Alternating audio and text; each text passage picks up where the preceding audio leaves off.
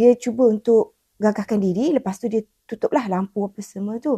Lepas tu bila dia nak cepat-cepat keluar daripada tempat tu, tiba-tiba benda tu tegur Aisyah. Dia cakap macam ni, nak ke mana cepat-cepat tu?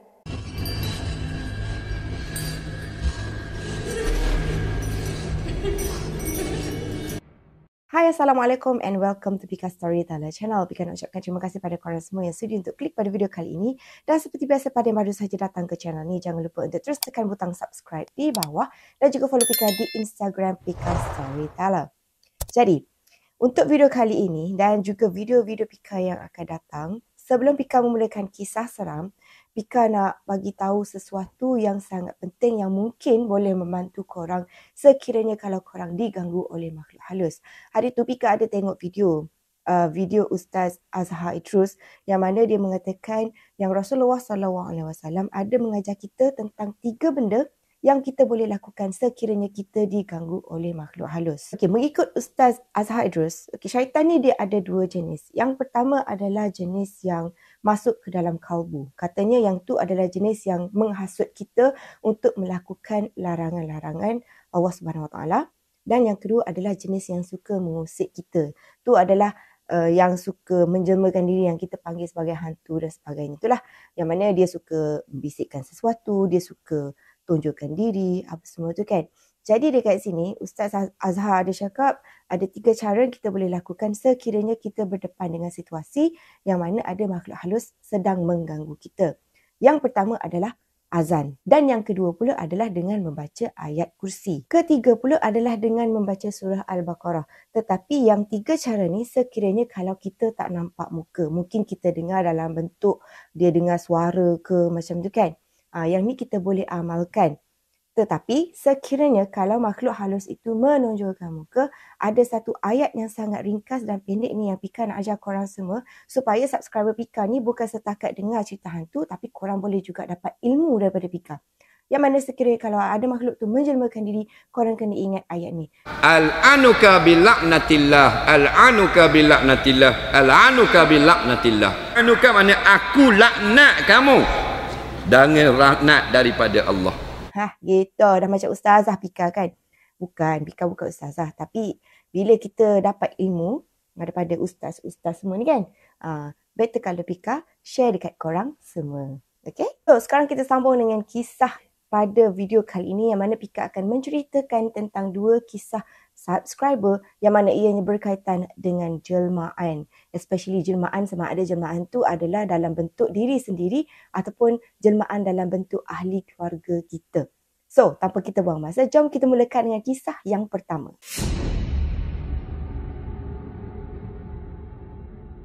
Jadi untuk kisah yang pertama ni berkaitan dengan sebuah asrama yang mana cerita ini dikongsikan oleh Aisyah, bukan nama sebenar.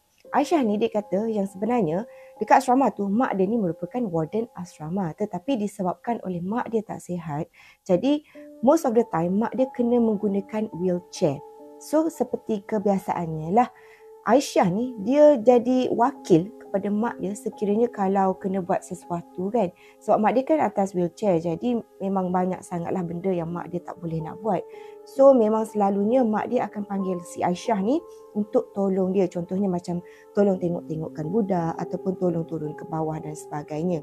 Jadi pada hari tersebut, Aisyah ni kata ada lagi seorang warden asrama ni, tapi warden asrama tu dia terpaksa meninggalkan asrama tu disebabkan oleh dia ni ada emergency. Nama warden asrama yang kedua ni adalah nama dia Kak Ila.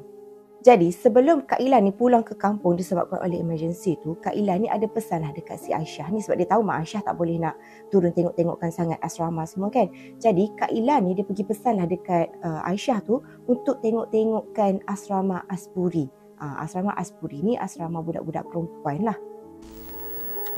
Pada hari kejadian tu merupakan hari Sabtu dan kebiasaannya pada hari Sabtu ni memang tak ada budak sangat yang ada dekat asrama tu. Disebabkan oleh kebanyakan budak memang dah balik ataupun mereka mungkin keluar. Masa tu waktu petang, dah agak lewat petang macam tu lah lebih kurang. Aisyah ni kena pergi tengok asrama Aspuri. Jadi mak Aisyah ni dia dah pesan dah dekat Aisyah tu awal-awal. Aisyah kalau nak turun pergi tengok asrama tu, pastikan Aisyah ni bawa seseorang untuk temankan dia. So apa tahu mak Aisyah pesan macam tu? Sebab kata Aisyah, dia ni sebenarnya merupakan salah seorang daripada orang yang jenis yang mudah nampak. Ataupun mungkin dia macam terbuka hijab jugalah, yang mana kadang-kadang dia boleh nampak benda-benda makhluk halus dan sebagainya ni. Jadi disebabkan mak dia dah pesan awal-awal, takutlah jadi apa-apa dekat Aisyah ni masa pergi asrama. Biasalah kan, asrama ni kan adalah satu tempat yang biasanya memang banyaklah kisah-kisah seram, benda-benda tersorok dan sebagainya ni kan. Jadi mak dia dah pesan awal-awal dekat Aisyah ni. So masa tu nak tak nak Aisyah ni terpaksalah minta tolong adik lelaki dia untuk temankan dia pergi ke asrama tu. Cumanya disebabkan oleh asrama tu kan asrama perempuan, asrama Aspuri. So Aisyah ni pesan dekat adik dia tu, ikut dia pergi asrama tu, tapi adik dia ni kena tunggu dekat luar pagar. Tunggu macam tu je. Kalau let's say dengar kakak dia menjerit ke apa, mungkinlah adik dia kena tolong naik ke. Macam tu lah lebih kurangnya kan. So selepas tu Aisyah ni pun dia naiklah tingkat 1 ataupun arah 1 dekat asrama tu. Dan dia pun check lah semua macam kipas yang tak tutup. Okay, dia tolong tutup pintu apa semua kan. Dan pada masa tu tiba-tiba Aisyah ni dia dapat rasa macam meremang. Bulu roma dia tu macam naik. Kan biasanya kita kalau macam ada satu gangguan makhluk halus ke apa kan, kebiasaannya memang kita akan rasa tiba-tiba rasa tak sedap hati, rasa macam meremang macam tu kan. So masa tu Aisyah ni dia try untuk husnuzon. Sebab kata dia abaikan benda tu dan dia anggaplah benda tu macam satu angin je yang lalu macam tu, yang buatkan bulu roma dia semua ni meremang kan. Tetapi bila dia buka dekat satu bilik ni, Aisyah ni dia jadi kaku. Sebab pada masa tu Aisyah ni mata dia tertumpu dekat susuk tubuh seorang perempuan yang berambut panjang, rambut dia ikan mayang. Perempuan tu dia duduk dekat katil 2 tingkat menghadap ke arah loka. Dia bukanlah menghadap ke Aisyah tapi dia menghadap loka. Lepas tu Aisyah ni dia takut punya pasal kan. Dia cuba untuk gagahkan diri, lepas tu dia tutuplah lampu apa semua tu. Lepas tu bila dia nak cepat-cepat keluar daripada tempat tu, tiba-tiba benda tu tegur Aisyah. Dia cakap macam ni, nak ke mana? Cepat-cepat tu. Lepas tu Aisyah ni terus berlari keluar daripada tempat tu dan dia pun memberanikan diri untuk selesaikan tugas yang telah pun diberikan oleh mak dia ni lah.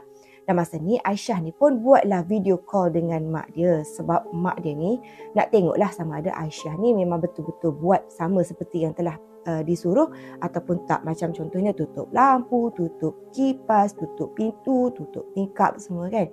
Dan masa dia tengah duduk buat video call tu, Aisyah ni dia tengah on the way pergi ke toilet tau. Sebab masa tu Aisyah ni rasa pelik. Kenapa dekat toilet tu bunyi macam ada orang tengah mandi.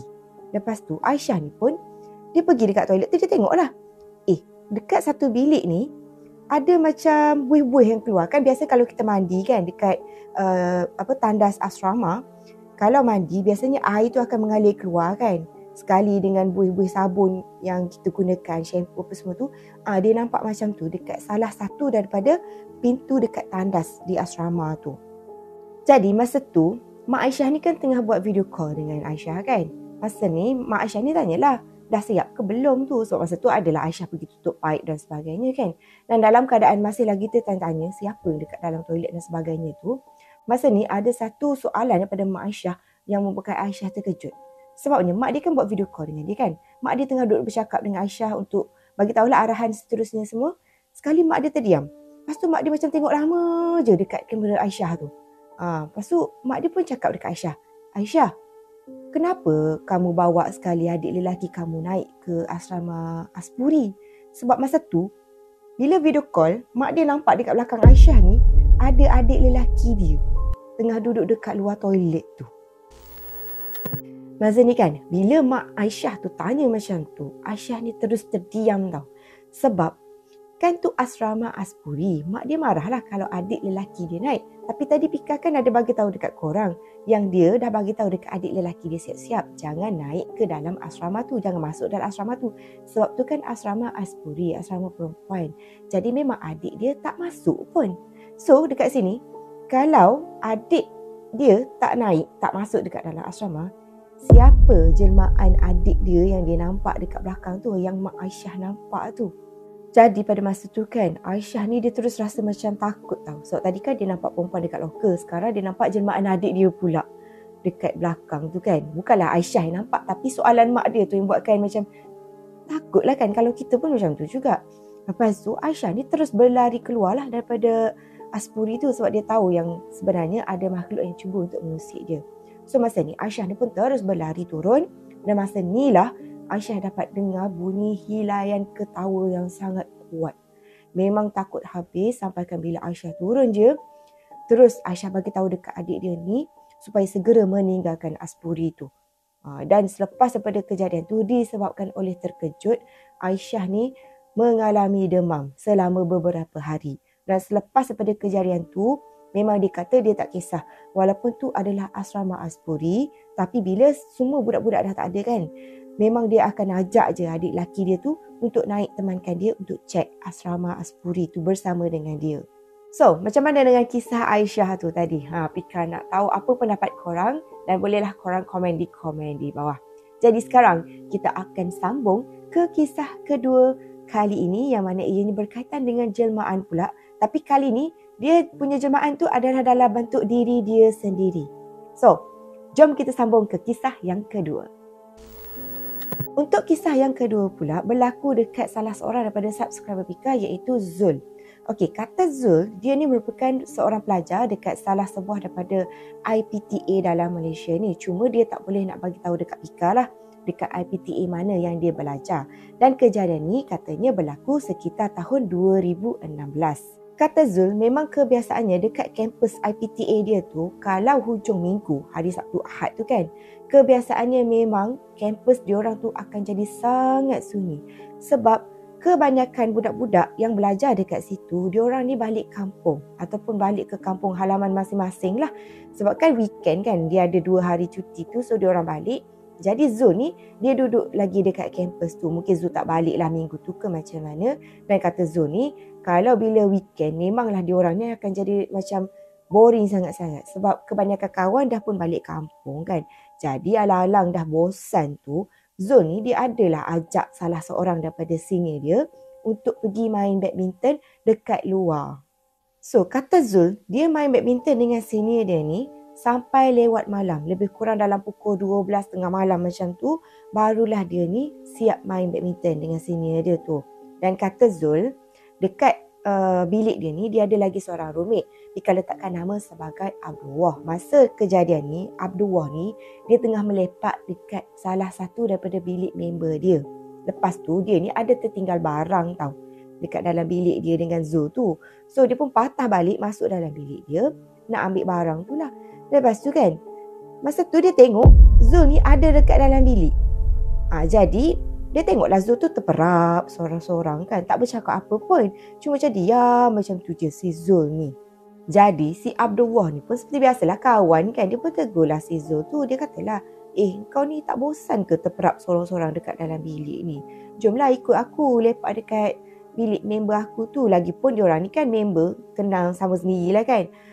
Kalau kau pergi ikut aku lepak dekat bilik member tu, tak adalah macam bosan sangat. Macam itulah lebih kurang ayat si Abdullah ni. Dia mengajak si Zul tu untuk ikut dia pergi melepak dekat bilik member dia. Tetapi pada masa tu, Zul ni buat tak tahu je. Dia diam je. Jadi disebabkan oleh Zul ni buat macam tak tahu macam tu kan. Jadi Abdullah ni pun macam, lantak kau lah, aku pergi je lah sama melepak dekat bilik member dia tu. So Abdullah ni pun berjalan lah pergi semula ke bilik member dia tu. Dan masa on the way ni, sekali dia bertembung dengan Zul. Dia macam, Zul? Lepas tu dia bertanya lah, Zul, kau daripada mana ni? Lepas tu Zul ni pun cakap lah dekat Abdullah ni, lah aku kan keluar pergi main badminton dengan senior. Kenapa kau tanya aku? Lepas tu Abdullah ni pun cakap, Jap, kalau kau tadi pergi main badminton, lepas tu kau ni baru balik, jadi kenapa aku nampak kau dekat dalam bilik tu tadi? Jadi kedua-dua kawan ni, Zul dengan Abdullah ni pun teruslah bergegas pergi ke bilik diorang. Sebab kan kawan dia kata dia nampak Zul dekat dalam bilik tu. Lepas tu bila diorang pun buka je pintu bilik tu kan, sekali memang tak ada. Alhamdulillah lah, tak ada benda yang bukan-bukan dekat dalam bilik diorang ni kan. Memang tak ada Zul, jelmaan Zul ke apa, tak ada. Cuma masa tu kawan dia ni dengan Zul sendiri jadi rasa takut lah. untuk apa orang kata, biasalah kan kita kalau macam tertengok jelmaan muka sendiri pula ataupun muka member ke, memanglah kita akan rasa macam takut kan. Jadi malam tu lepas dia diorang ni mandi semua, dua-dua ni pun tidur sekali. Diorang pergi mandi, lepas tu diorang baca balik semula ke bilik, diorang buatlah bacaan sikit, lepas tu diorang pun terus sambung tidur. So, apa pendapat korang tentang kisah Zul kali ini? Seperti biasalah, Pika nak tahu apa pandangan korang dan korang bolehlah letakkan komen di bawah. Bagilah juga pendapat kan tentang kisah yang pertama dan juga kisah yang kedua. So, sebelum korang keluar daripada video ni, apa kata support Pika dengan menekan butang subscribe dekat bawah dan juga follow Pika di Instagram Pika Storyteller. So, jumpa korang lagi in my next video. See you soon. Bye.